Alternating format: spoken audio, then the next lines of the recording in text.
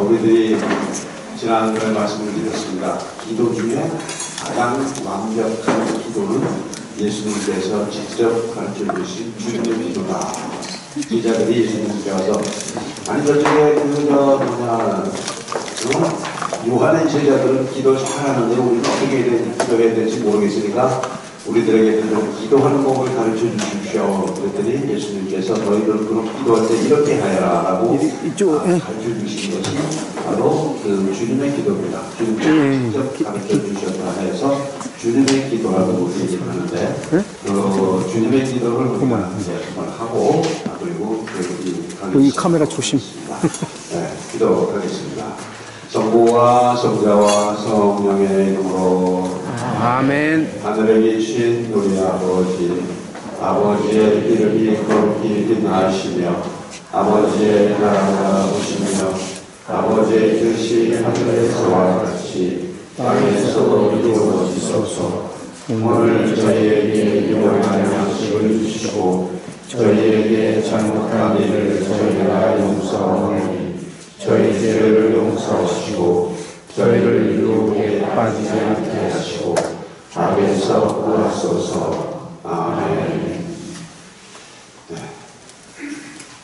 그리고 다른 거 몰라도 좋으니까요. 요 기도를 꼭 좀 외우세요.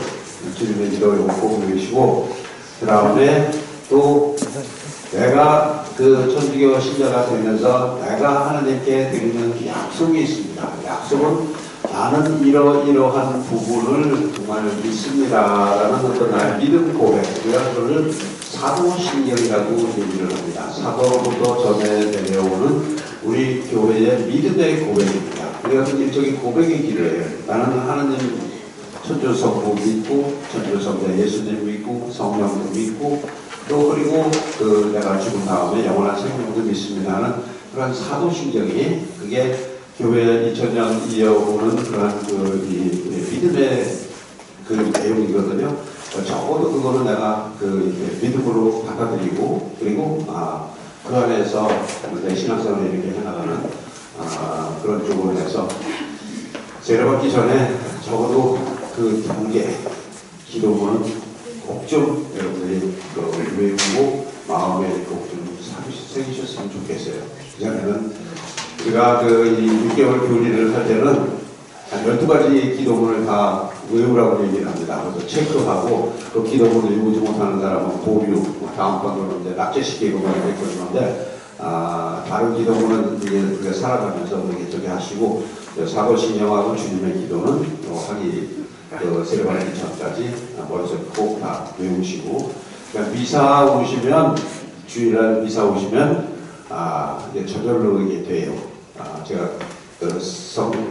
교회에서는 설교라고 그러고 교회 성당에서는 강론이라고 그럽니다. 복음 낭독하고 신앙 강론하고 그 뒤에 신자들과 함께 우리 믿음 함께 고백하겠습니다라고 하면서 사도신경이라고 하는 그 부분이 바로 우리들의 그런 신앙 고백의 내용입니다. 그러니까 미사 쭉 하다 보시면 저절로 외우게 되긴 할 거예요. 하여튼 마음으로 이렇게 좀 많이 새겨주시면 좋고요. 네, 오늘은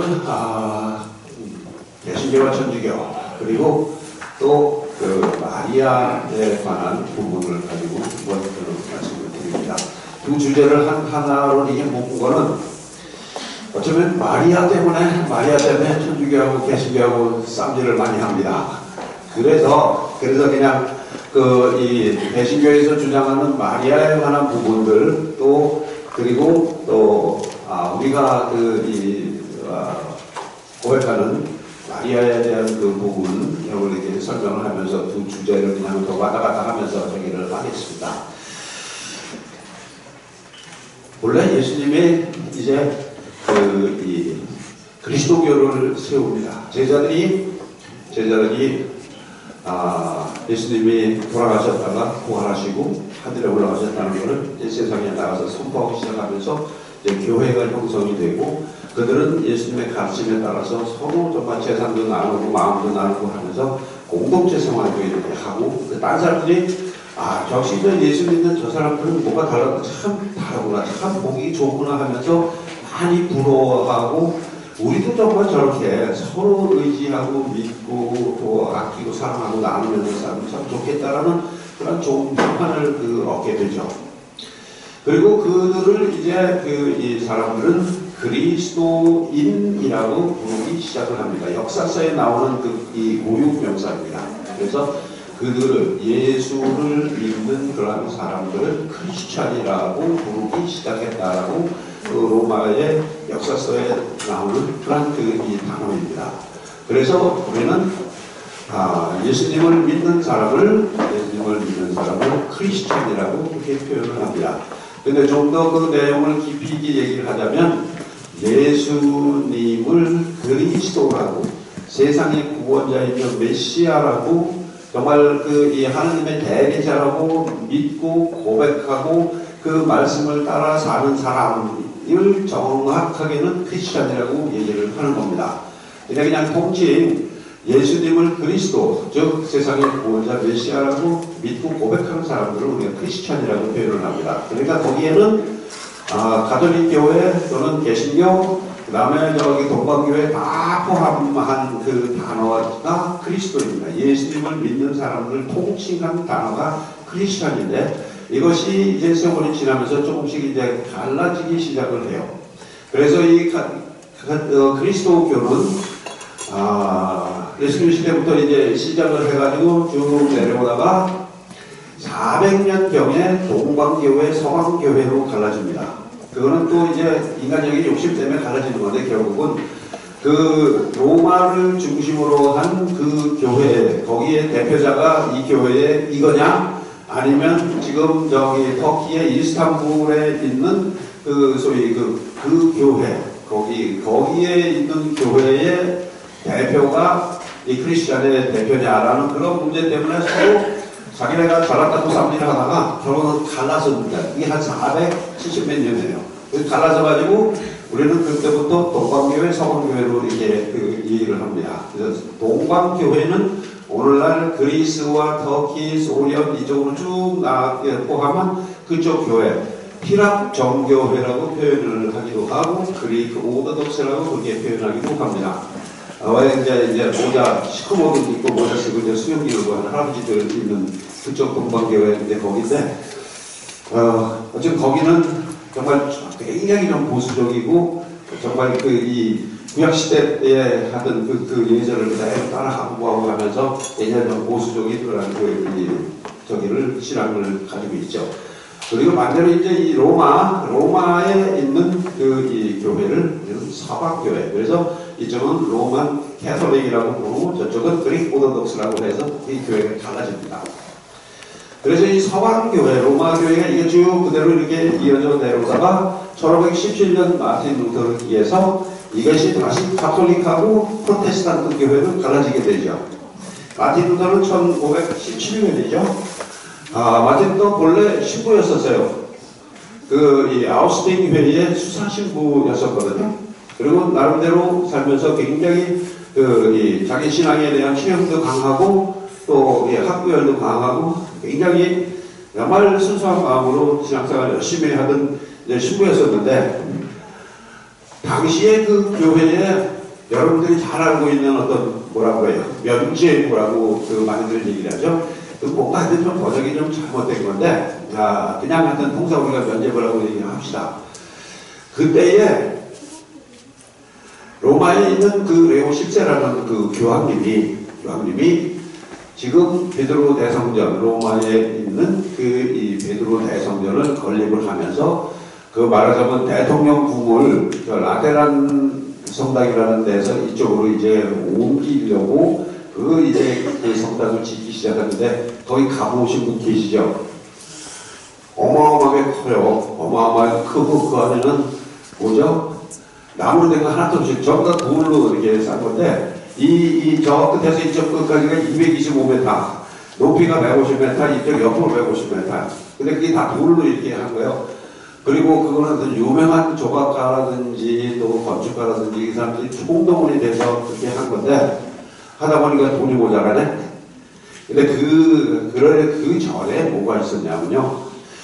예전에 제가 미션 영어 얘기를 하면서 그 로드리게스라는 그 사람이 자기가 지은 죄가 있어서 그 가브리엘 신부가 너는 이제 내가 그 너의 과거 죄를 용서해주고 그리고 이제 우리 수도의 그 일원으로 받아주겠다고 하는데 본인이 거부한다고 했죠. 나는 내가 지은 죄가 너무 많기 때문에 아직도 내가 속죄해야 할 부분이 참 많습니다. 그렇기 때문에 나는 아직도 내가 더 고행을 하고 참회를 하고 그걸 하면서 그거를 일단은 좀 조금이나마 마음의 빚을 좀 덜고 싶다고 해서 스스로 이제 거부한다는 그런 장면을 얘기를 해드렸어요. 바로 그런 것처럼 뭐냐면 우리가 이제 소위 여러분들이 세례를 받고 나서는 고해성사라는 것을 이제 하게 됩니다. 고해성사를 하게 되는데 신부님이 하나님의 이름으로 성부와 성자와 성령의 이름으로 나는 당신의 죄를 용서합니다. 그래서 이게 사죄경이라는 걸 해줘요. 그걸로 해서 죄는 용서받았다고 하지만 여러분들의 마음이나 또는 우리 인간적인 차원에서 이렇게 바라볼 때 그냥 그거 신부님이 이거 한번 했다고 해서 그게 다 용서받을까 하는 그런 그 아쉬운 마음이 있죠. 그리고 결국은 우리가 말하자면 아직도 내가 신부님이 당신은 뭐 그러면 목주기도를 한번 하십시오 아니면 자선을 한번 하십시오라고 해서 내가 지은 죄에 대한 어떤 보석 그거를 이제 주는데 그거 했다고 해가지고 정말 내가 과연 용서를 받았을까 하는 그런 아쉬움들이 아직도 있는 거죠. 그래서 교회에서는 소위 용서받은 뒤에도 아직도 남은 어떤 보석의 복, 내가 스스로 해야 할 참회와 보석의 복을 교회의 이름으로 이것을 면해준다라는 소위 대사, 용서가 큰 사면이라는 뜻입니다. 대통령이 이제 당선이 된다든지 무슨 국경일 같은 데에 이렇게 저기들 석박사 하잖아요. 대통령 뭐라고 그래요? 사면이라고 그러나요? 사면 복권 뭐 이런 거 하잖아요. 그런 것처럼 교회의 이름으로 당신의 그런 죄, 아직 치러야 될 부분들을 면해 준다라는 게 소위 말하자면 그 교회의 사면령입니다. 그게. 그런데 이 로마의 그냥 어르신께서 돈이 하도 궁하다 보니까 이제 그 사면권을 발동을 하신 거예요. 말하자면 그 사면권을 발동을 해가지고 자 지금 우리가 여기에서 모금을 하는데도 안 되고 하니 교회가 기부금 뭐 얼마 뭐 1,000,000원 내면 네가 해야 될 그 목 있잖아요. 아직도 10년 치러야 될 그 죄 그거 대통령이 사면해 주는 것처럼 기부를 그만큼 하면 네가 치러야 할 그 몫을 용서를 해주겠다, 면해주겠다. 그거를 이제 발표를 한 거예요. 근데 이게 순수한 마음으로 받아들이면 그냥 그럴 수도 있겠다라고 그렇게 되는데 요거를 보면 가뜩이나 지금 대성당 진다고 그러면서 돈 뜯어가는 것도 많은데 거기다 대놓고 또 뭐 이런 거 해가지고 하니까 아니 그러면 도대체 이거를 가지고 그거 돈 내면 내 죄를 다 용서받는 거냐 이렇게 하면서 면죄부라는 이름을 딱 붙여갖고 이제 거부를 하기 시작을 하는 거죠. 마틴 루터는 굉장히 똑똑한 사람이었었어요. 그래가지고 그 성당 정문에다가 미덴베르크라는 그 성당 정문에다 놓고 지금 이 문제뿐만 아니라 가톨교회가 썩었다 지금.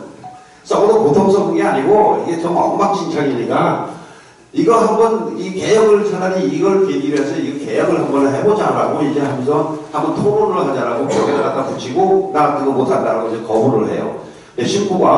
신부가 그렇게 저기를 로마 교황청에서 명령하는 거를 거부를 하는 대단한 용기인데 내가 그 사람한테 용기 있게 복을 내는 개혁을 하자고 했던 거예요. 우리 교회가 지금 너무 형식적이고 정말 마음은 하나도 없고 절간에 뭐 부정 하나 써주고 10만원 받고 뭐 비싼 건데 더 받고 그러잖아요. 그런 식으로 이거 무슨 이 신자들 상대로 해놓고 정말 하나님을 정성껏 섬기는 게 아니라 이 순전히 이 시부놈들 지뢰를 잘 먹고 잘 살라고 그냥 신자들만 괴롭히는 그런 부분들을 있잖아요. 신자들한테 그냥 바리사이들이 했던 그것들 신자들한테 무거운 짐을 다 지우고 지내는 편안하게 배 두들기고 앉아서 뭐 이렇게 하면서 그거는 교회 법에 어긋나고 어쩌고 저쩌고 하면서 그런 형식주의적인 거를 굉장히 싫어했던 사람들.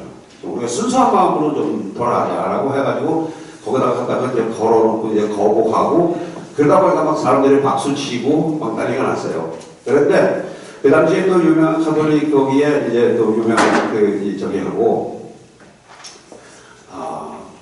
여기 너무 이거 오래 하면 안 되는데 그렇게 해서 하여튼 교회가 이제 갈라지게 됩니다. 결국 그래서 그 사람들을 어떻게 이제 그 마틴 루터를 따르는 그 사람들을 이 카톨릭 측에서는 어떻게 불렀냐면 프로테스탄트라고 불렀어요. 프로테스탄트라는 게 뭐죠? 저항한다, 반대한다 이제 그 뜻이잖아요. 그래서 그 교회의 가르침에 따라서 반대하는 놈들이라고 해가지고 프로테스탄트라고 이름을 붙이고 우리는 그냥 카톨릭이라고 붙이고 독일 말로는 에반겔리스트라고 얘기를 합니다. 복음주의자라고 얘기를 해요. 그러면서 마틴 루터가 정말로 정말 목이 터져라 외치고 사람들에게 호소한 그 부분은 순수한 신앙으로 돌아가자 했었어요. 우리가 하느님으로부터 큰 축복을 받고 또 도움을 받고 천국 갈 수 있는 그 길은 신앙 때문에 가는 거지. 내가 뭐 세상에서 뭐 잘나서 뭐 이러고 또는 열심히 그야말로 그 종교 행위 뭐 이런 것들 있잖아요. 그런 거 열심히 한다고 해갖고 저기 선거상 앞에 가서 꼬박꼬박하고 뭐 이런 거 열심히 잘한다고 해서 그래가지고 천당 가는 게 아니라 하느님께 대한 정말 철저한 믿음이 있느냐. 그리고 그 믿음은 성경에서 가르쳐주는 그 성경 말씀의 토대로 한 그런 것들. 그 다음에 우리의 믿음이라는 것은 내가 선택한다기보다는 하느님이 주시는 선물입니다. 사실. 은총이라고 해요. 은총은 영어로 그레이스고 라틴 말로는 그라시아라고 얘기를 하는데 그거는 본래 뜻은 뭐냐면 공짜라는 뜻이에요. 하느님이 우리에게 공짜로 주시는 선물이 바로 은총입니다. 그러니까 하느님이 우리를 이렇게 부르고 선택하고 해서 너 나한테 와라 해가지고 이게 축복하고 했던 그 길이 이제 우리가 구원받는 길이지. 그냥 서쪽에 이런데 복잡해요. 뭐가 하여튼 많아.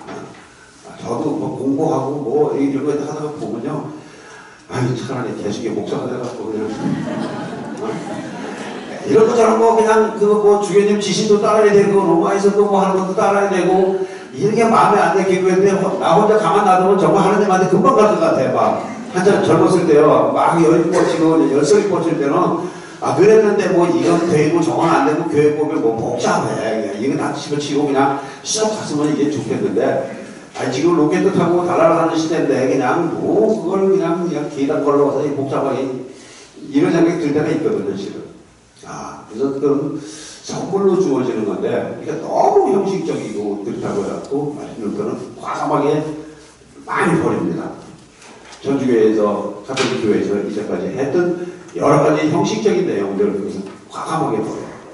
과감하게 버리고 오직 믿음과 성경과 그 다음에 은총 딱 세 가지만 얘기를 해요. 그래서 개신교회에서 얘기하는 신앙의 근거는 오직 성경뿐이다. 그렇게 얘기를 하죠. 근데 가톨릭 교회는요, 가톨릭 교회하고 차이는 그 건널 수 없는 강을 그냥 넘어가는 그 부분이 뭐냐면 이렇게 표현하면 쉬울지 모릅니다. 가톨릭 교회에서는 물론 모든 가르침이 다 성경에 기초를 합니다. 그러나 거기에 플러스 소위 성전이라고 얘기하는 트래디션, 전통, 오랫동안 우리가 유지해온 우리의 신앙의 아름다운 모습들 또는 뭐 이렇게 얘기하면 되겠죠. 서양 의사가 한방 보기를 좀 우습게 알죠. 그런데 한방을 고수하는 사람들은 한방이 훨씬 더 효과적이라고 얘기할 수 있잖아요. 그런 것처럼 가톨릭 교회는 우리 성경과 소위 트래디션, 전통 이것까지도 같이 우리 신앙의 근거가 되는 거지 오직 성경만 가지고 되는 건 아니다라고 이제 얘기를 해요. 그 다음에 지나치게 믿음을 이게 강조하다가 보면 요거 입으로는 그냥 저저저저저저 나오고 이제 뒷구멍에 가서 나쁜 짓 들이다 하네. 무슨 소리겠어요? 내가 믿음에 거기에 걸맞는 행동과 그런 내 행위가 뒤따르지 않는다면 그거 헛거예요. 완전 상했군요 이거는. 그렇죠?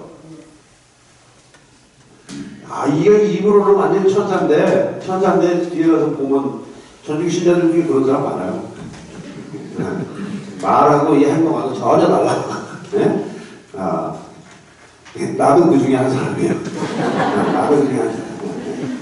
사람이 살다가 보면요, 이제 나이 들면은, 진짜 또 편하고 싶고, 그냥 어려운 거 안 하려고 그러고, 좀 골치 아픈 거 피하려고 그러고, 뭐 그런 적이죠, 뭐. 하여튼, 그런데, 가만히 있어. 뭔 얘기하다가 이게 옆으로 샜다. 예, 행동이 뒤따르지 않으면 그거는 거짓 믿음이라고 하죠. 12사도 중에 한 사람은 야고보 사도가 분명하게 얘기했어요. 그러니까 거기에 따르는 행위가 뒤따라야 된다는 게 가정교회의 가르침이고, 그러니까 이런 식으로 자꾸 나가다 보니까 아예 이제 갈라서게 된 거죠. 갈라서게 돼가지고, 그 당시에 이제 힘 있는 놈들은 전부 이 주교를 중심으로 해서 카톨릭 교회의 이 세력가들에 비해서 이제 이 좀 불만이 있었던 영주들은 이제 귀합을 해가지고 정말 이렇게 세력화해서 큰 교회를 이제 성장을 하게 돼요. 그래서 그때부터 가톨릭 교회하고 프로테스탄트 교회, 우리나라에서는 개신교라고 하고 독일에서는 이제 복음주의자라고 그게 이제 갈라지죠. 갈라져갖고 지금 이제 400년, 500년 가까이 됐죠. 500년이 됐죠 이제. 그래서 마틴 루터에서 시작한 그런 종교 개혁 때문에 이제 이게 갈라집니다. 갈라지고 거기에 이제 칼빈이라는 사람이 작년이 칼빈 탄생 500주년이었어요. 장로교 설립자로 가서 칼빈이 있고 또 스윙클이라고 스위스 사람인데 이 사람도 신부였었어요. 이 사람도 신부에서 이게 적은 항상 내부에 있는 거야. 어디 아메리카에서 어떤 인디안이 와가지고 막 해가지고 우리도 하나 만들자 해서 한 게 아니고 그 안에서 공부하고 밥 먹고 이제 자라던 신부놈들이 반란을 이렇게 그 교회를 갈라지게 만들었어. 그러니까 스윙클인데 그랬죠. 영국의 성공에는 이 헨리 8세라는 그 왕이 자기 본 부인 왕비 이게 마음에 안 들고 시녀 중에 이분가 있으니까 걔하고 결혼하고 싶어갖고 여기 이혼을 이제 하겠다고 아주 열심히 신자였었어요. 굉장히 열심히 했는데 이 사람 폐위시키고 저 사람하고 결혼하겠다라고 해서 신청을 하는데 교회에서 허락을 안 해주죠. 가톨릭 교회에는 이혼이라는 단어가 없습니다. 이혼이라는 단어가 없고요. 근데 예수님이 절대로 그건 안 된다고 완전히 몫을 박아놨기 때문에 이혼이라는 단어를 안 쓰고 대신 혼인무효라는 단어를 써요. 네? 혼인무효. 그러니까 이 애시당초 잘못된 만남이야 이 둘은. 네? 사기를 쳤든지 강제로 했든지 무슨 친척 관계든지 그렇게 해가지고 하는 몇 개가 있어요. 정신병자라든지. 근데 주로 요즘에 해결해 주는 거는 이제 하여튼 거기에 해당되는 항목이 있어가지고 좀 이제 풀어주고 그렇게 하는데 애시당초 혼인을 근본적으로 무효였었다고 선언을 해줘도 이혼한다는 단어는 없어요. 어쨌든 근데 안 된다고 그러니까 에라이 하더라 그러면 내가 알아서 내가 하지 하고 만든 게 영국 성공해.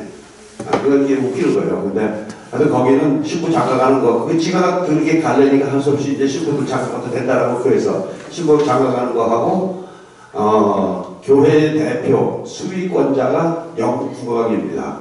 그거 외에는 가톨릭하고 똑같아요. 너무 똑같아요.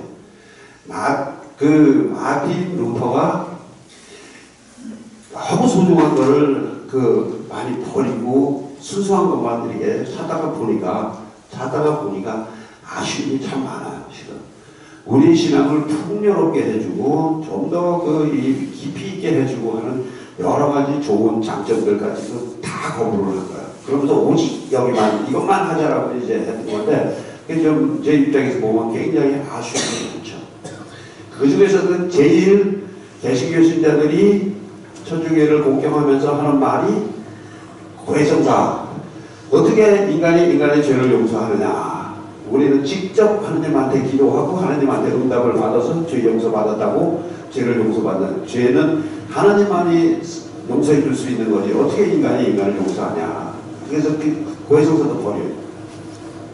근데 답은 성경을 그대로 따른다고 하면서 성경에 너무나도 분명하게 나와 있는 이 예수님이 사도들에게 죄의 용서권을 준 그 부분은 이 다비고 뭐 다비를 할 수가 없어요. 성경에 너무나도 분명하게 내가 너에게 사람의 죄를 용서할 권한을 주리라. 네가 이 세상에서 그 사람의 죄를 용서해 주면 하늘에서도 그 죄를 용서받을 것이고 네가 이 세상에서 그 죄를 묶어놓고 용서해 주지 않으면 하늘에서도 풀어주지 않을 거다라고 너무나도 분명하게 얘기를 하셔요. 그것뿐만이 아니고 두 번씩이나 얘기를 하셔요. 너무나도 그렇게 분명하게 되어 있는데 그거 거부를 하죠. 거부를 하고 성체성사를 또 거부를 해요. 성체라는 거는요, 예수님 머리가 굉장히 비상해요. 하는 얘기가 엄청나게 그걸 해가지고 내가 이 사람들에게 정말 나의 이 가르침과 나의 정신과 또 하나님의 뜻대로 살아가면서 절대적으로 필요한 게 무엇일까라고 그 고심고심한 끝에 정말 당신이 죽기 바로 전에 생각해낸 그게 뭐냐면 성체성사라는 거예요. 뭐냐면 나는 너희들이 살아가려고 하면 우리가 그냥 육신의 생명을 유지하려면 밥을 먹어야 되듯이 너희 영혼이 살아갈 때 그 반드시 필요한 영혼의 밥을 내가 하겠다 하면서 그 밥은 너희들이 구약성서에서 이제 이 사람들이 만나라는 거를 이제 이집트에서 사막에 나왔는데 먹을 게 없잖아요, 사막에. 그래서 막 두들거리니까 하나님은 매일 아침마다 그들에게 그렇게 만나라는 밀떡을 이렇게 내려주셨어요. 바로 그들이 그걸 먹고 이렇게 했던 것처럼 이 사람들이 자기 영혼의 생명을 이어갈 수 있는 그리고 나를 기억할 수 있는 그런 그 유일한 길은 바로 이거다 생각을 하시고 바로 돌아가시기 직전에 12 제자들을 이렇게 같이 놓고 여러분들 그 최후의 만찬 단어 많이 쓰잖아요. 그게 예수님이 그냥 마지막 식사 한번 같이 하고 그거 잡혀갔다 이제 그 뜻 아니에요. 그보다 훨씬 더 깊은 의미가 있어요. 그거는 그 후손 대대로 정말 예수님과 그런 그를 믿고 따르는 사람들이 연대할 수 있는 유일한 끈이고 눈에 보이는 하나의 어떤 표지고 또 그것을 우리가 믿음으로 하면서 내가 하나님과 만나고 하나가 되는 그런 아주 엄청난 얼굴인데 그것도 거부해요. 그 성경에 나오는 그 말씀은 그냥 1년에 한 번 기념제로 이렇게 하면 되는 거다라고 해서 그것도 거부해요. 너무 그냥 거부만 하다가 보니까 정말 소중한 거 많이 잃어버렸어요. 요즘 이 독일적이나 미국적이라는 그 개신교 신자들은 가톨릭에서 인정하는 그 성사들에 대해서 많이 인정을 해요, 지금. 인정을 하는 편이에요. 우리가 그거 포기한 거는 너무 잘못됐다. 이거 성경에서 분명하게 나오고, 정말 이론상으로 정말 이거는 있어야 되는 건데, 교회라는 게 결국은요, 내가 수학 공식 풀어서 나눠주는 이런 것보다도 어떤 상징성이잖아요. 내가 너를 사랑한다. 하나님이 나에게 축복을 준다라는 어떤 그런 것들을 말로 내가 당신을 축복합니다. 하고 이제 이런 거 하고, 내가 가서 이렇게 머리에 손 얹어주고, 손잡아주고, 같이 손잡고 이렇게 하면서 내 마음 전하는 그런 그 종교적인 전례라고 얘기를 해요, 우리가. 행동. 그 예식이 없다 그러면요. 그거는 순전히 완전히 그 다음에 창작품이 돼버리면 내 머릿속에서 혼자 하나님이 이럴 거다라고 상상을 하는 거지. 교회에 어떤 아름다운 그 전통과 그 법과 어떤 질서 또는 그 여러 가지 그런 그 신앙 행위하는 전례라든지 이런 것들이 없다 그러면 잘못하면 완전히 자기가 교주가 되기 참 쉬운 거예요, 그냥. 그 개신교 계속 분란이 나고 싸움질하고 갈라서고 뭐하고 하는 게 다 그런 데서 나오는 거죠. 누가 통제해주는 것도 없고 이 정형화된 어떤 형식이라는 것도 결혼식을 왜 해요? 그냥 둘이 좋아서 애 낳고 살면 그게 그냥 되는 거지. 그런데도 불구하고 결혼식 하잖아. 여자들 면사포 못 쓴 사람은 나중에 60이 돼서라도 꼭 한번 써보려고 그러더라고. 면사포 쓰고 가서 성원 선언을 받고 하는 그 예절들이 그게 얼마나 소중하고 중요한 거예요. 남자들은 그냥 나 이 여자 죽어서 살고 사랑하니까 같이 살면 됐지. 호적에다 올리고 법적 부부가 되면 됐지. 그러면 됐지. 그렇게 면사포 꼭 써야 되냐 이제 이러고 그러는데 여자들한테 그 한이더라고, 그게. 응? 그런 것처럼요. 남자들은 참 이게 단순하고 어리석어가지고, 내가 저 자식을 위해서 내가 이 고생을 하면서 이 저기를, 응? 뭐, 내가 이 고생하면서 이렇게 사는데, 이거 표현을 못해. 여자들은요, 돈 100만 원만 가져도 한 달 살아. 살림할 수 있어요, 보니까. 살림할 수 있는데, 그 남자가 벌어다주는 돈의 액수가 많고 적은 게 문제가 아니라 그 남자가 나에게 전해주는 작은 말 한마디가 더 소중한 거예요, 실은. 100만 원 가지고도 살 수 있고요. 1000만 원 가지고는 좋지만, 근데 1000만 원보다 더 소중한 거는 그 남편이 그렇게 따뜻하게 말 한마디 하고, 뭐 이렇게 좀 위해주는 어떤 고생한다는 말, 뭐 요런 데서 그런 사랑 느끼고 이러는 여자들은 그래도 좀 하던 동물이야. 안 그래요? 남자들이 볼 때 나의 이 든든한 마음을 그게 보면 몰라. 이 사람이 근데 여자들은 그걸 표현을 해야 알아듣지. 그리고 남자들은요, 여자들이 아무리 내가 바라는 게 이건데 하면서 이렇게 빙빙빙빙 돌려고 그래도 남자들은 못 알아들어. 직접 대놓고 얘기해야 돼. 나 내일 5만 원 필요하니까 당장 내놔. 뭐 이렇게 표현을 해야지. 그냥 뭐 이러고 얘기하면 남자는 못 알아들어요. 그러니까 같이 살게 돼 있어. 그래서 남자하고 여자는 그렇게 서로 엇박자 나면서 또 그래서 이렇게 그러면서 살게 돼 있는 게 그런 것 같은데, 어쨌든 소중한 그거 있잖아요.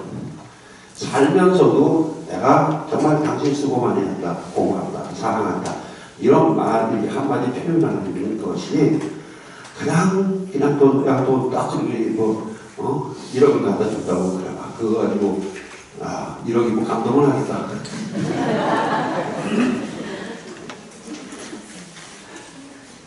지나치게 아무 그냥 이론상으로 딱딱딱딱 수학 공식처럼 사는 거는 재미가 없어요. 특별히 종교라는 그 부분에서는요, 거기서 감성적인 것도 좀 들어가야 되고, 어떤 외적인 것도 들어가는 거고, 외적인 어떤 형식을 통해서 그 내용이 좀 더 풍부해지는 거거든요. 근데 그런 것들을 싹 다 거부하고 나서 보니까, 어느 날 개신교에서 가톨릭으로 이게 넘어온 사람이 있었어요. 뭐 거기서도 뭐 이런저런 거 다 하고 그랬는데, 뭐라고 표현을 하냐면, 개신교에는 거룩함이 없더라. 거룩함이 없고, 요란한 찬양만 있다. 그러니까 그 감성을 이게 해주기 위해서 그냥 뭐 성가대도 몇백 명 세우고 뭐 막 그냥 어떤 목사님, 옥하는 목사님 이 아들이 쓴 책 중에 2% 부족한 기독교라는 책이 있는데, 거기에 딱 우리나라 기독교에서 지금 부족한 거 2% 부족한데 뭐가 부족하냐? 엔터테인먼트에 물들은 개신교. 그냥 나팔을 부르고 그냥 그 찬양 많이 치고 뭐하고 하는데, 실제로 그 안에 무슨 내가 어떤 신비로움을 느끼고 거룩함을 느낄 수 있는 그런 요소들이 없고, 목사님들은 그냥 소리 뻑뻑 지르고 감동적으로 얘기는 하는데 실제로 따지고 보면 별거 아닌데 똑같은 거예요. 계속 그렇게 얘기하고, 거룩함과 신비로움은 없고 요란한 찬양만 있더라. 엔터테인먼트에 빠진 개신교. 그 다음에 또 하나는 심리학에 빠진 개신교라고 있어요. 우리나라 지금 많은 개신교에서는 소위 미국의 그런 성장주의 그런 이 선교론에 이제 빠져가지고는 내가 30명 갖고 시작을 한 것이 300명이 되고 3,000명이 되고 3만 명이 되고 30만 명이 되고 이렇게 해서 그거를 성공했다고 얘기해요. 근데 이 사람을 내가 하나님의 품으로 이끌고 정말 가서 하나님의 뜻대로 살면서 하나님의 이렇게 좋고 세상을 이렇게 살아야 되고, 그거를 이렇게 이해하는 데에 30만 명의 뭐가 필요하고 3만 명의 뭐가 필요하냐 얘기예요. 본래의 그런 선교의 사명, 하나님의 말씀을 전하고 하고 하는 그런 게 아니라 그냥 이 교회의 성장이 꼭 성공한 그 교회라고 표현을 하는데, 지금 명성교회 봐요. 아들한테 물려주려고 빌지 추한지 다 하잖아. 저 광림교회도 다 그러고요. 근데 저 광림교회 옆에 있는 압구정성당에서 있었는데, 광림교회 거기 이렇게 지나가다 보면 나 같은 거 어머님한테 물려주기 싫겠다. 또 한 블록을 다 먹었는데, 나도 욕심나는데. 그러니 신부가 장가 안 가기 참 다행인 거예요, 실은요. 장가 가고서 강남에 와가지고 막 또 신대로 떠나와가지고 그냥 뭐 이렇게 하다가 보고 이게 아들한테 물려주고 싶지 뭐 알지도 못하는 어머님한테 그놈이 요거 잘한다고 물려주고 싶겠어요, 그거? 안 그렇더라고. 근데 하여튼 어쨌건 그런 이 심리학적으로 사람들이 이러이러하다는 게 이제 그거는 이제 거의 뭐 통계와 또는 실험과 과학적으로 이제 어느 정도 나온 거잖아요. 중요한 건 뭐냐면 성경 말씀을 해석하기 위해서 심리학을 이용해가지고 그것을 푸는 거는 그게 뭐야. 그런데 가만히 보면 사람은 뭐 사람의 마음이라는 게 이렇다, 뭐 여자의 마음이 뭐 이렇다, 뭐 이러면 심리학에서 나오는 결론을 갖다가 그거를 얘기하려고 성경 말씀을 거기다 막 갖다 껴 맞추는 거야, 막 이런 식으로. 그래서 심리학에 물든 개식이요, 뭐 그렇게 표현을 하고요.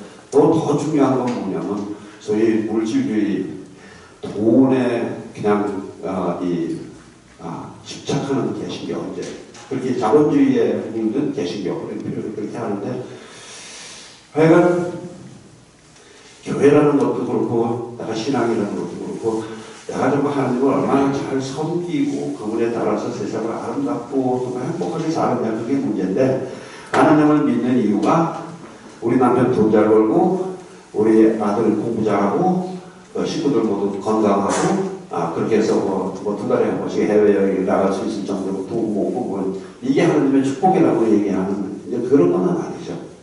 하나님의 축복은 여러분들 마음속에 내가 얼마나 행복감을 느끼고 뿌듯한 마음으로 살아가느냐, 거기에 하나님의 축복이 있는 거지.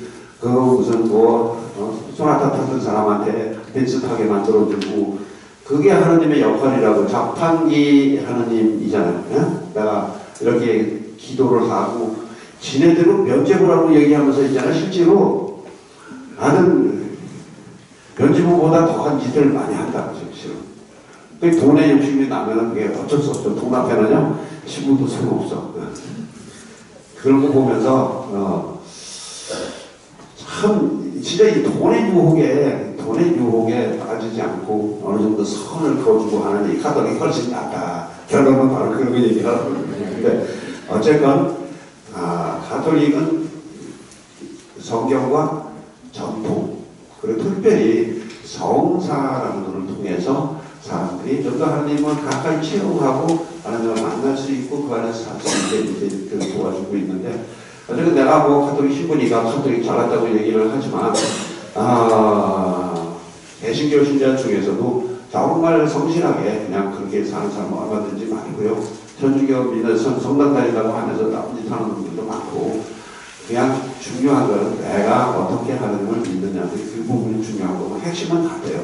요즘에는 그래가지고 400년 뒤에 서로, 그동안은 서로 죽일 놈이라고 했어. 뭐 적 그리스도라고 표현하기도 하고, 뭐 666, 뭐 이런 거 얘기하면서 하여튼 뭐 악마의 뭐 대표자처럼 얘기하고, 가톨릭은 이단이다, 그리고 마리아교다, 우상숭배다, 막 아직도 많이들 그렇게 얘기를 하죠. 근데 그건 다 무식해서 하는 소리야. 정말로 무식해요. 근데 그럴 수밖에 없는 게, 어려서부터 요때는 이제 목사놈들이라고 얘기도 돼요. 어려서부터 목사놈들한테 들은 얘기가, 요만한 애기 때부터 천주교는 마리아교다, 천주교는 우상숭배다, 천주교는 이단이다, 뭐 이렇게 배우는, 그 다음에 그걸 끄시하더니까 머릿속에 그거밖에 없는 거예요. 그리고 얘기하다 보면 너는 무슨 그 이단인 천주교를 다니냐, 너는 어째 무슨 하나님 믿지 않고 마리아 믿는 뭐 마리아 교회 다니냐, 뭐 이런 거 얘기를 하는데, 그거 얼마나 무식하고 저기 하는 얘기예요. 이제는 마리아노로 가야 되겠다.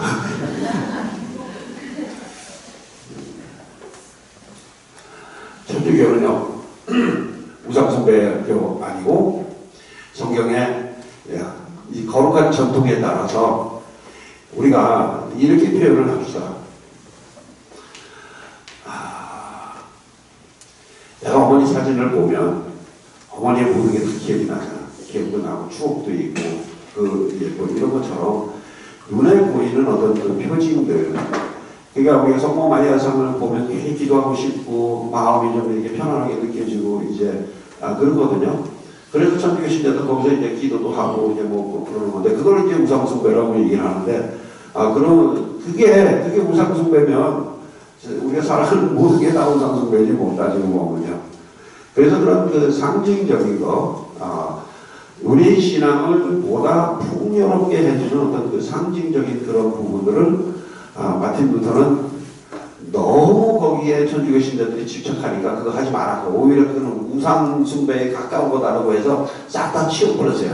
싹 다 치우고 그냥 성경과 말씀과 그냥 은총에만 매달려라, 이제 이렇게 그 얘기를 해가지고 그들은 가톨릭 교회에서 그 하는 여러 가지 어떤 뭐 성상이라든지 무슨 뭐 묵주 뭐 이런 것들을 다 우상숭배라고 해가지고 그냥 저기를 거부를 하는데, 그거는 우상숭배가 아니고 우리의 신앙을 좀 더 풍요롭고 더 이렇게 더 아름답게 깊이 있게 해주는 하나의 도구예요.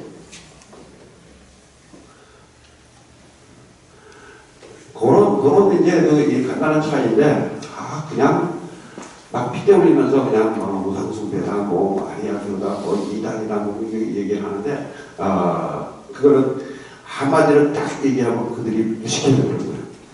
듣고 배운 것이 하나도 없고 오로지 그것만 들어가 있으니까 그냥 그렇게 얘기하는 건데, 실제로 우리 그들이 얘기하는 여러 가지 우상 뭐 이런 부분들은 가톨릭에서는 오히려 우리의 그런 신앙을 좀 더 풍요롭게 해주는, 깊이 있게 해주는 하나의 도구적인 그런 이 방법으로 우리가 사용을 하는 거지, 그게 우리의 믿음의 대상이고 그게 우리의 숭배의 대상이고 그런 것은 아니거든요. 그러니까 우상숭배라고 하는 건 이제 말도 안 되는 얘기고, 그 다음에 마리아교다. 이제 마리아론으로 이제 들어갑니다. 마리아는요, 어느 날 개신교 학자들이 이게 천주교 학자들하고 같이 저기를 해서 심포지움을 했어요. 심포지움을 해서 오늘날 가톨릭 교회 개신교의 문제가 뭐냐, 그리고 그 다음에 특별히 가톨릭을 놓고 마리아교라고 주장하는 그 근거는 뭐냐, 뭐 이제 이런 거 가지고 이제 학자들이 얘기하는데, 개신교 신학대, 숭실대 거기에 신학대학 교수인데 구오순인데 대부분 그런 표현을 해요. 천주교에서 얘기하는 그 마리아는 우리 교회의 어떤 모성적인 여성성과 모성성을 상징하는 존재다. 그렇기 때문에 가톨릭 교회는 오히려 그 마리아를 통해서 더 따뜻하고 엄마의 사랑을 느끼고 하나님의 사랑을 더 깊이 있게 됩니다. 근데 우리는 보자. 개신교회 우리는 지금 우리의 그 소원은 통이 있는 듯이 우리의 소명은 선교, 전교. 그래서 그냥 예수 천당 불신 지옥 그러면서 그냥 길거리에서 난리치고 그러잖아요. 그리고 막 절단에 가서 그냥 십자가 빨간 줄로 그거 하면서 오로지 선교인데, 그 선교도 굉장히 전투적인 그런 선교. 우리 개신교회는 지금 전투적인 아버지의 모습만 남아있지 그 따뜻한 어머니의 모습이 없다. 그렇기 때문에 우리 신앙은 너무 이게 건조하고 드라이하다, 이제 그런 표현을 이렇게 하시더라고요. 그냥 맞는 말이에요. 한 가정에 엄마가 할 역할이 있고 아버지가 할 역할이 있고 뭐 이런 뜻이, 이 교회의 이 마리아는 교회의 어머니로서의 어떤 따뜻한 역할, 아주 인간적으로 그냥 생각을 하자고요. 요즘 애들은 아버지 잘 안 찾아요. 엄마만 찾지. 엄마가 얼마 있기야. 네? 대치동에서는 어머 이길 자식 없어요. 그런 것처럼 개신교회에서는 말하자면 이 하나님 아버지가 모든 것을 중심이고 모든 걸 다 관장하고 뭐 이러다가 보니까 말하자면 그냥 이단이라고 쳐내고 뭐 이런 것만 남았지, 실은 그 불쌍한 영혼 이렇게 감싸주고 따뜻한 마음으로 받아주고 위로하고 하는 그 역할이 왜곡되는 거죠. 가톨릭의 그 성모님에 대한 모습은 바로 그런 뜻입니다. 근데 지금부터는 이제 하나님 마음대로 해요. 하나님이 당신 아들을 세상에 보내면서 좀 더 특별한 방법으로 세상에 보내고 싶다고 해가지고 그 마리아라는 처녀를 택해서 그 동정이야, 그 남자 없이 동정의 몸으로 예수님 낳게 하고 한 게, 우리가 그냥 이 머리로는 도저히 받아들일 수 없는 뭐 그런 모순된 그런 얘기인데, 하나님은 뭐든지 할 수 있고 하나님은 당신 마음대로 다 할 수 있으니까 우리가 덮어놓고 그냥 그건 인정을 하고 넘어갑시다 그랬잖아요. 첫 번째 걸림돌. 죽음에서 부활했다는 것도 그것도 내가 믿음으로 고백하지 않으면 그거 뭐 말도 안 되는 거지. 뭐 설 죽었든지 쌍둥이가 또 이렇게 해가지고 사기치고 있든지 이 둘 중에 하나인데 그런 바보가 지금도 전 세계에 13억이 있고요. 또 그런 바보가 이렇게 시커먼 옷 입고 저기 머리에 수건 쓰고 그리고 그 지 인생 다 거기다 걸고 그러겠어. 나중에 난 저기 천당 없으면 나는 완전히 망한 인생인데. 그게 바보기 때문에 그런 얘기예요. 신앙은 우리의 이성적인 판단을 너머에 있는 거죠. 내 머리로만 이렇게 하려고 그러면 그 안 되는 부분들이 참 많아. 그러니까 부부 사이에서도 잘못하면 맨날 서로 감시하고 뭐 일하고 뭐 그렇게 되겠어. 그냥 믿음이 제일 중요하잖아요. 신뢰. 저 사람은 우리 가족들을 위해서 저렇게 몸이 부서져야 일한다는 그 신뢰지. 그리고 우리 마누라는 애 잘 키우고 정말 나를 위해서 정말 모든 걸 다 이렇게 희생하고 나를 사랑한다는 그 신뢰, 그 마음. 그게 소중하죠. 그게 이론상으로 설명이 돼요. 사는 게 다 죄인 것 같지만 사는 것 자체가 다 그게 신비요. 그게 미스테리야 그것도.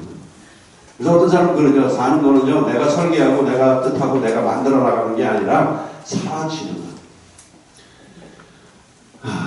내가 눈이 뼈치 저런 인간하고 이러고 하다 보면 그거 못 살잖아. 근데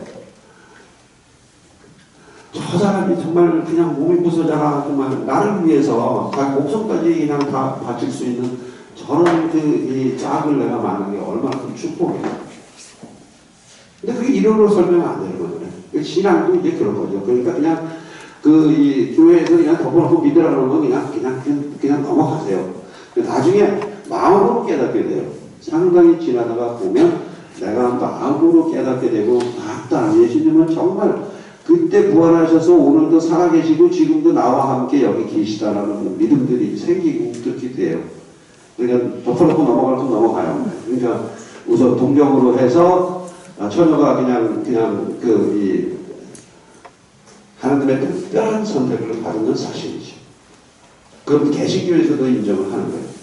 개신교하고 천주교하고에서 서로 좀 다른 거는 동정수태에서 예수 나온 것까지는 서로 다 인정을 하는데 천주교에서는 그분은 예수 나온 뒤에도 요셉하고 동침하지 않고 그냥 평생 동정을 지켰다라고 가르쳐요. 그거는 성경에는 안 나오는 얘기인데 교회의 그 전통상 이렇게 하면서 좀 더 마리아를 좀 신격하기 위한 그런 과정 속에서 나올 수도 있는 건데 어쨌든 우리는 이 믿음으로 그분은 평생 그 동정을 지키셨다라고 고백을 합니다. 인정을 합니다. 왜 그러냐 하면 하느님의 아들을 내가 낳고 지금 이 인물이 얼마나 귀하고 소중하고 중요한 일을 할 적인데 그 성모님이 뭐가 아쉬워가지고 그렇게 요셉하고 잠자리 해가지고 야고보도 낳고 바로도 낳고 이제 이렇게 했냐라고 이제 가톨릭에서는 그렇게 얘기를 하는 거고요. 개신교회는 어떤 부분에 보면 너 네 형제들 여기 다 살잖아 이렇게 얘기를 하면서 마리아는 예수 나온 다음에는 요셉하고 동침해서 애들을 많이 낳았다 이제 그렇게 얘기를 해요. 마리아를 좀 깎아내리기 위해서 그렇게 한 얘기인데 성경에는 분명히 그렇게 나오는데 우리가 볼 때 그 성사학자들은 저기들은 진짜로 그 친형제들이 아니고 그냥 사촌 이웃 사람 다 포함을 해서 보통 형제라고 불렀다라고 해가지고 조금은 답은 솔직히 해서 좀 궁해. 궁한데 가톨릭이 정말 뚝심 있게 욱하고 버티는 거는 아니 성모님이 뭐 이렇게 아쉬워서 남자 밝히고 그냥 이런 애랑 이런 애 낳고 그랬겠냐 이게 가톨릭의 입장이에요. 그래서 그냥 우리의 신앙 고백은 성모님은 예수님을 낳은 뒤에도 평생 동정을 지키셨다.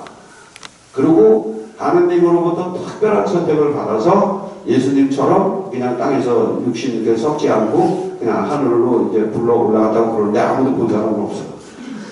무덤에 갔더니 이것도 성경에는 안 나오는데 거룩한 전통, 그 전통적으로 내려오는 거기서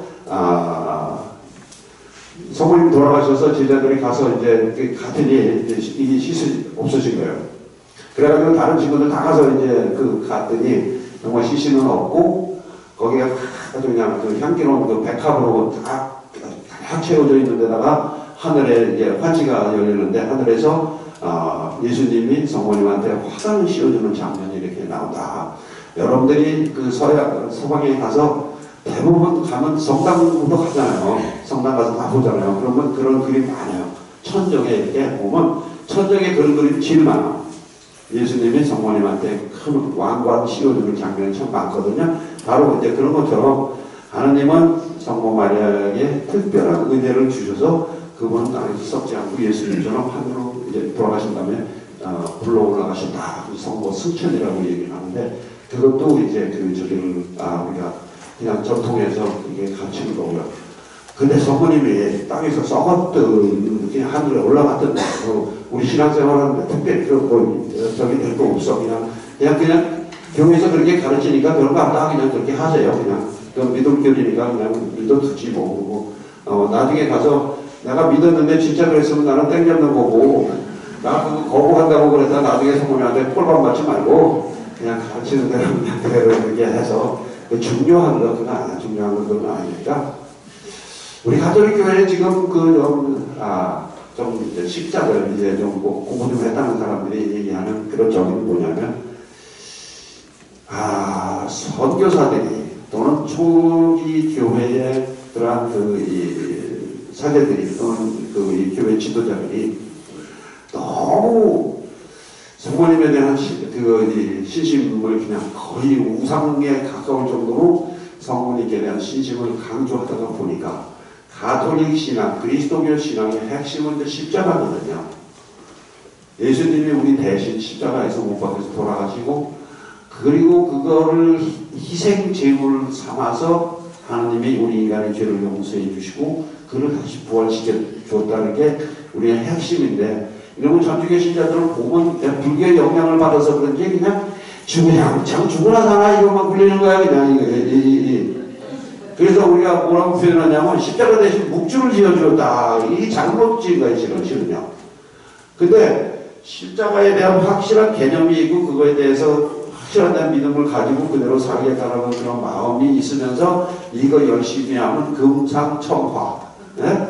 그런데 그거는 빼고 이것만 길이 그냥 염주알 부리듯이 이것만 하다 보면 이게 108번대인지 무슨 기도야 이게 지금 따지고 보고 이것만 하다가 보면 안고 없는 찐빵이 되는 거예요 실은요. 안고 없는 찐빵처럼 사는 천주교 신자들 많아요. 근데 그럼 이 묵주 성모님에 대한 그 생각은 뭐냐면 우리 교회에서 정말 예수님을 낳아주시고 그 다음에 우리 교회의 어머니 역할을 해주고 엄마가 얘기하면 뭐 이렇게 쉽게 우리가 얻어낼 수 있는 것처럼 바로 그런 역할을 우리가 성모님 그런 역할 때문에 우리가 성모님을 공경하고 그러는 거지 개신교에서 얘기하는 우상숭배 마리아교 우리 마리아 믿고 마리아 섬기는 건 아니거든요. 마리아는 우리를 하나님께 좀 더 가까이 가게 해주는 정말 가장 강력한 그 힘을 가진 우리들의 어머니 이런 개념 정도로 생각을 하시고요. 내가 누구를 엄청 존경하면 당연히 그 엄마도 같이 그냥 가서 80%는 먹는 거잖아요. 네? 어머니이기 때문에 내가 존경하는 어떤 분을 낳아주신 어머니이기 때문에 내가 그분을 존경하고 실제로 마리아는요 세상에 그 누구보다도 뛰어난 믿음을 갖고 살으신 분이에요. 어마어마한 일이잖아요. 그때 17살, 18살 잘 모르겠는데 네가 이제 곧 애를 낳게 될 거다라고 했더니 이게 도대체 뭔 소리야 이게. 천자가 설명을 합니다. 하느님이 너를 특별하게 선택을 해서 너에게 이런 큰 소명을 이제 맡기는데 네가 받아들였으면 좋겠다 했더니 마리아가 뭐라고 얘기하냐면 이 몸은 주님의 종입니다. 당신 뜻대로 이제 하시기 바랍니다. 라고 그렇게 고백을 해요. 이태리 자동차의 대표적인 게 뭐죠? 피아트거든요. 피아트라는 단어가 성모님이 쓰신 단어예요, 그게. 네? 당신의 뜻이 이루어지길 바랍니다라고 해서 그렇게 신앙 고백을 해요. 이게 수학공식 따라가고 될 일이 아니냐. 그렇게 믿음을 고백하고, 자, 보세요. 그 아들이라고 해서 좀 이게 잘 키워놨더니 한 10살밖에 안 된 것이 어느 날 사라져가지고 사흘 동안 찾아다니면서 막 이런 거 했더니, 내 아버지 있는 집에 내가 가 있는데 왜 나 찾느냐고 그러면서 대들지를 않나.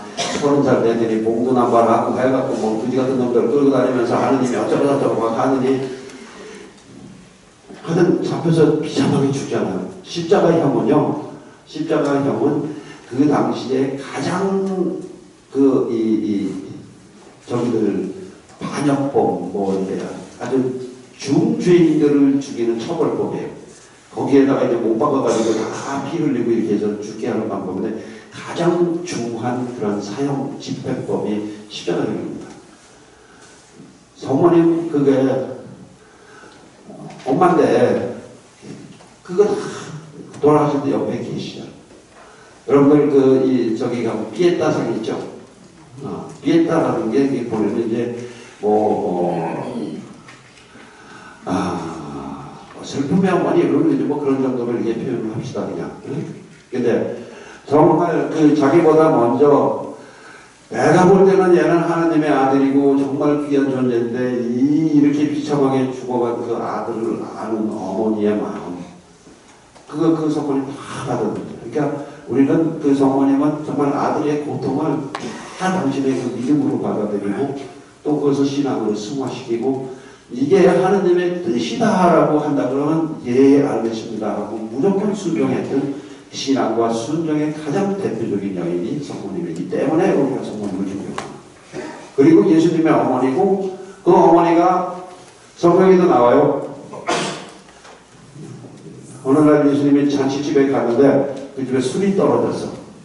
성모님은 아신 거죠. 지금 이제 우리 아들이 이런 거 좀 할 때쯤 됐는데 그래갖고는 쓱 가서 아들아 지금 술 떨어졌단다 이제 그랬더니 성모님이 아이고 나하고 상관없습니다. 그런데도 옆에 자꾸 찔러갖고 예수님의 첫 번째 기적을 어디서 하느냐면 가나라는 곳에서 혼인 잔치날 어머니가 술 떨어졌으니까 너 한번 술 기적을 한번 만들어 봐 이러면서 어머니가 옆으로 찔러갖고 첫 번째 기적을 예수님이 하시는 거예요.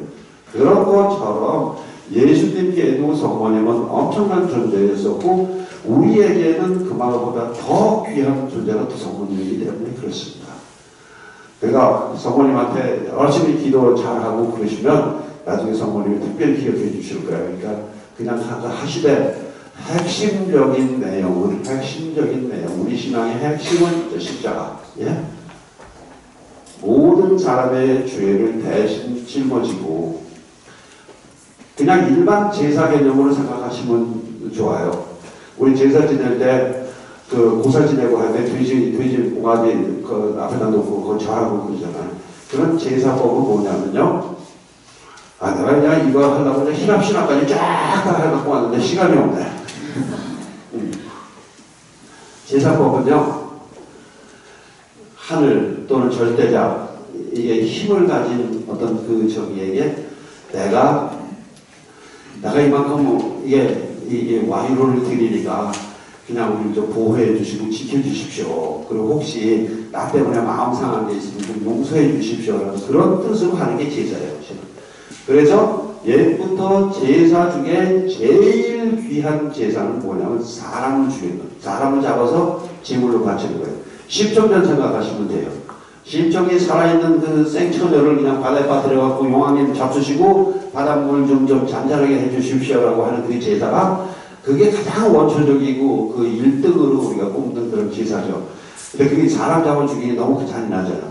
그 다음엔 동물을 죽여서 피를 흘려서 피를 저기를 하든지 아니면 그냥 그 동물 자체를 저기를 하든지 태우든지 이제 그렇게 했어요. 근데 그것도 좀 잔인하고 힘들다는 게 아니고 그 다음에 다음 부분이 곡식, 곡물을 태워서 이제 이렇게 하는 그런 부분이었었는데 자 예수님의 십자가상에서의 그 죽음을 우리가 제사 개념으로 보는 거는 바로 심청이가 바다에 그 빠뜨려지는 그런 것처럼 그 심청이를 바다에 던져서 그 이 용왕님을 이게 좀 이게 저기 편안하게 해드리는 그것처럼, 그리고 내가 이놈들 폭풍을 일으켜가지고 다 하나를 죽여버리겠다라고 하는 그 마음을 이렇게 진정시켜 놓은 것처럼 예수님의 십자가상 그 제사는 당신이 거기서 제물로 바쳐서 죽음으로써 우리 모든 사람들이 그 덕에 하나님의 진노를 피하고 하나님의 벌과 저주를 우리가 피할 수 있는 그러한 상징으로 저거 십자가에서 돌아가십니다. 그래서 예수님은 십자가에서 제사라고 표현을 합니다. 당신 자신을 희생해서 제물로 하나님께 바치고 그 제사 때문에 사람들이 이제 하나님으로부터 용서를 받고 이제 하나님과 더 가까이질 수 있는 길이 열렸다라고 이렇게 고백을 하는 거죠. 중요한 건 이제 십자가예요. 근데 십자가만큼이나 천주교 신자들의 마음을 풍요롭고 행복하게 해주는 것은 성모님께 대한 마음입니다. 그러니까 그냥 요거 영세받게 되면 이제 뭐 선물 많이 받을 거예요. 기도 열심히 하시면 언제나 성모님이 또 나한테 로또 받게 해주는 뭐 그런 건 아니지만 오늘 우리가 성모님께 대한 그런 마음, 또 개신교에서 얘기하는 뭐 마리아교, 우상숭배, 이단, 무슨 뭐 적그리스도, 뭐 용용용 이런 거 다 이게 헛소리라는 거 그냥 말씀을 드리고, 그냥 우리는 성경과 또 전통적인 그 가르침 속에서 보다 신앙생활을 풍요롭게 하고 깊이 있게 해줄 수 있는 여러 가지 그 길을 개신교에서는 그냥 이렇게 차단하고 거부하고 하면서 이런 갈등이 생기고, 요즘 가톨릭에서는 교회 밖에는 구원이 없다는 표현을 안 씁니다. 안 쓰고 많은 학자들 사이와 우리 가톨릭의 공식적인 입장은 우리는 저 사람들을 갈라진 형제라고 불러요. 그래서 언젠가 다시 합해갖고 같이 한 마음으로 예수님 섬기고 하나님 섬기고 그렇게 일치가 돼서 같이 통합되기를 바라는 마음으로 갈라진 형제라고 부르고, 아직 덜 떨어지잖아요. 그냥 지네 교회 좀 키워갖고 좀 뭐 어떻게 좀 성공해보고 싶은 일본 목사님들은 악자같이 해요. 왜냐하면 큰 집을 물고 늘어져야 자기가 또 좀 뭐 있어 보이잖아. 응? 딱 그거예요, 실은요. 우리 신자들 내가 이걸 지키기 위해서 이 사람들한테 선민의식을 심어줘야 되는데, 이 선민의식을 심어주려고 하면 어떻게 해? 질 잘난 놈을 드립다 공격해갖고 저놈들보다 네가 훨씬 낫다라는 거 해서 이거 지키기 위한 방법으로 말도 안 되는 그런 얘기들 이 신자들한테 가르치고 했던 그 일부 옛날 이 목사님들인지 놈들인지 하여튼 그 탓에 오늘날 우리가 괜히 갈등 겪고 뭐 이렇게 하는데, 그냥 그거는 그냥 상식적으로 이렇게 판단해 보시면 됩니다. 지금은 뭐 좀 많이들 그런 얘기는 안 했죠. 저는 이제 어떤 목사님은 전주교가 술집이고 언젠가 우리 같이 합해야 되지 않겠냐요? 뭐 이제 이렇게 표현하는 목사님도 여러 있고요. 서로 지금 현재는 뭐 서로 인정하고 받아주고 기다려주고 하는 소위 톨러런스, 그게 우리에게 가장 소중하고, 이제 뭐 악다구리하고 막 뭐라고 그러면은 그래 좀 기다려라 그러고 그냥 인정하고 받아주고 기다리는 그런 게 우리 가톨릭의 공식 입장이다. 그러고만 알고 계시면 되겠습니다. 네, 오늘 수고들 하셨습니다. 네.